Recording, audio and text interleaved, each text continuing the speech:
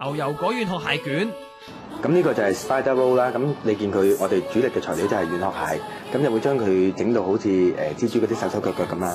咁其實佢主力就係軟殼蟹嘅原因咧，就係內脆，外面就會比較滑少少嘅，因為面頭有牛油果。